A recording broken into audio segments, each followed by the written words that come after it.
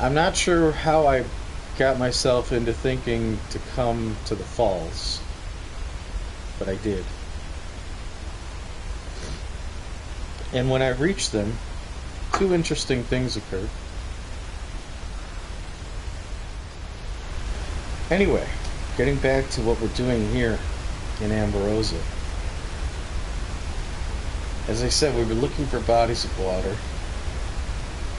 So I started following rivers. I'm not sure what river this is called, or the outlet. It's on the map. We'll learn as we go. But I saw these falls in the distance and I decided to go against the current following them. And then I went high into the mountains where the waterfalls originate, thinking maybe the creeks were up there. I came across a large, very long-reaching, deep diving, for lack of a better term, waterfall. And as we all know, if you encounter a waterfall, you always go behind it. There's always something back there. Lo and behold, there was. This poor guy's still starving. Wake yourself up. Have a little cocaine.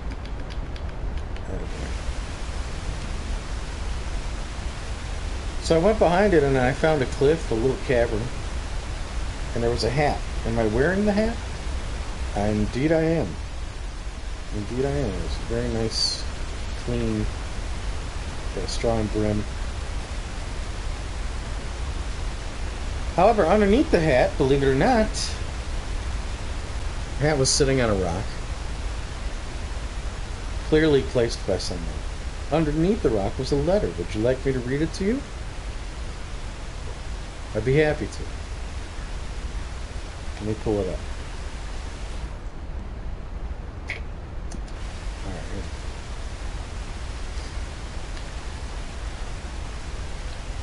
To he who finds this, I am told by those who attend my show, applauding nightly, throwing flowers upon the stage when I perform in San Francisco, or Chicago, San Denis, or New York, that I should be the happiest, gayest person alive.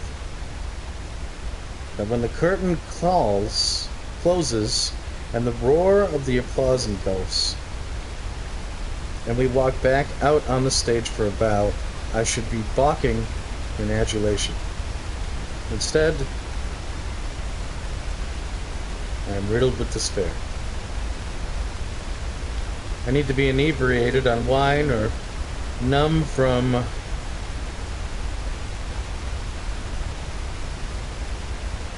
laudanum. I'm not sure I know what that is, but I believe we can infer what it is. I need to be inebriated on wine or numb from laudanum to relish and recapture the exhilarations I had as a child. Make no doubt, dear reader, that I grin with delight upon seeing that I was featured on a card for Maleficent cigarettes. The stars of the stage, indeed. I do find it queer that my card was listed after Jim Cobb, who I dare say has not sold out theaters in New York to my level, which is for certain. But purchasing a packet of cigarettes and seeing my face on the inside did bring me joy, if briefly. I had to purchase a fair number to adhere this event, but it did. Finally, loving delight, though these moments are few and far between.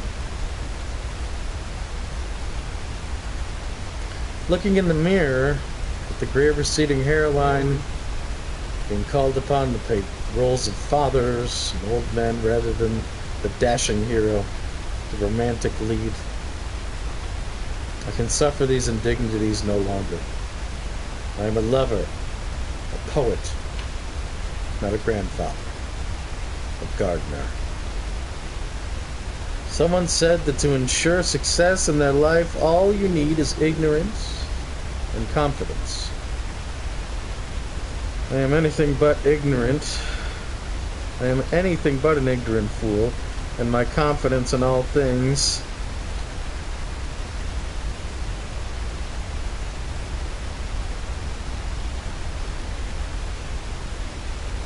better and love fades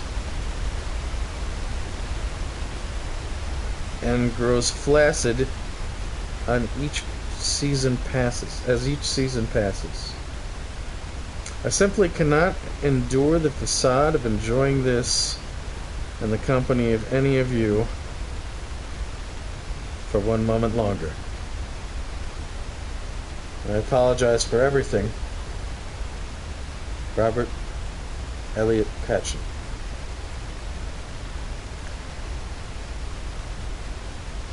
So as I said, we found this letter underneath a hat, underneath a waterfall that stands even taller than this one, much taller in fact. We can only assume that Mr. Patchen took one final bow, head first, into the falls. Now I did, after finding this letter, I did go down to the bottom of the falls, where the water meets the rocks, and I looked for his body, or any remnant of him. I could not find any. I also went through my satchel here, and as he noted, looked for his card in the series released by Maleficent Cigarettes, Stars of the Stage.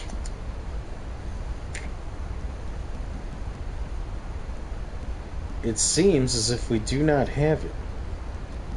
What we do have, though, is the gentleman he mentioned who he was unhappy to see had a card earlier than his, Jim Cobb. Let's take a look at it. Oh, Jim Cobb, he played Robin Hood. Well, no wonder he's higher on the list. To confirm what Mr. Patchen wrote, I looked on the back here, where you can see all of the stars of the stage that can be collected in packs of Maleficent cigarettes. And as you can see, all the way at the bottom, Robert Elliot Patchen.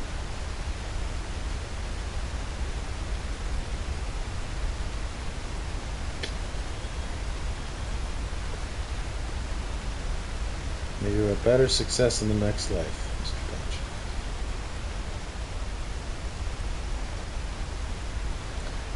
So, we'll keep an eye out for his card. I would have to say it's probably the most sought after card I could come across at the moment. Speaking of cards, that reminds me, on the way to these falls, I did encounter our friends, the O'Driscoll. And after having quote-unquote words with them, I searched their encampment and found something else that I think is worth showing. Let's see if we have it here. Number 8 in the Fauna of America. This was sitting on their wagon and a pack of cigarettes. The Panther. That's a pretty cool card. We won't be chasing them, I promise. We won't be chasing. So that brings us to this waterfall. The fall I spoke of is a little further upstream and uphill.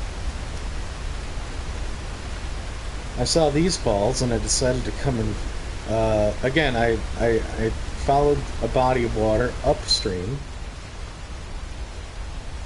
to here, looking for creeks that may be Dewberry Creek. I found none, but what I did find as I canoed up the river here was a barrel.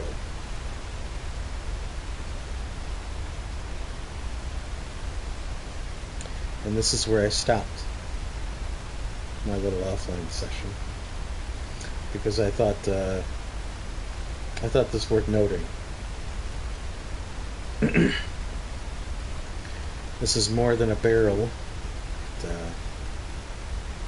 It happens to be occupied.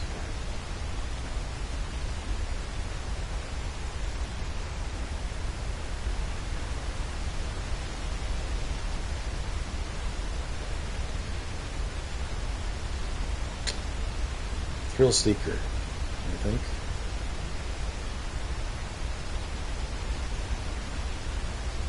Looks like she's put a couple of pillows in there to insulate herself. Doesn't seem to do the job though. Looks like her head was hit clean on impact, maybe on the side of the barrel. I can't confirm that. I don't see any blood on the edges here. Maybe on a rock.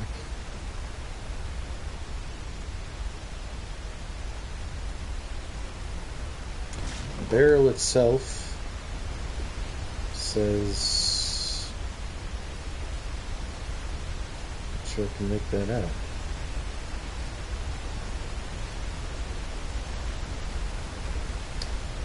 But I found this most interesting because as did Arthur, actually. Arthur was interested enough to make a note of it in his journal.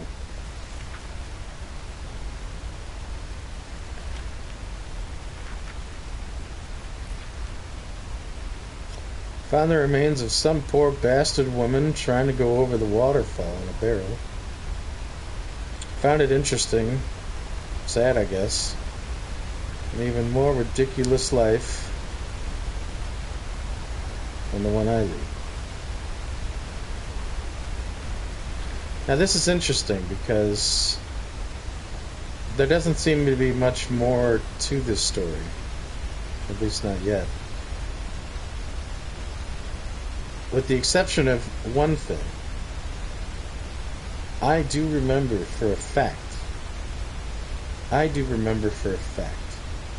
seeing advertisements, posters, promotional posters, hung up in certain train stations. Which train station, I can't say offhand. But I know I've seen at least one promotional poster of a daredevil woman in a barrel in a sailor-like bathing suit like this with cropped hair going over some falls.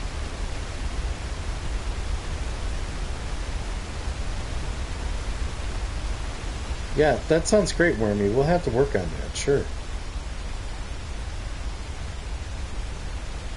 That sounds wonderful. I think I'm just going to make a point redemption where you could just throw them into the garbage. That sound good? Hope you're doing well, Wormy. Awesome? Okay, we'll work on that. How about we'll do a point redemption where you can donate them to Goodwill. That's what I'm going to do. I'm just going to do point redemptions where you can redeem to donate them to various charities.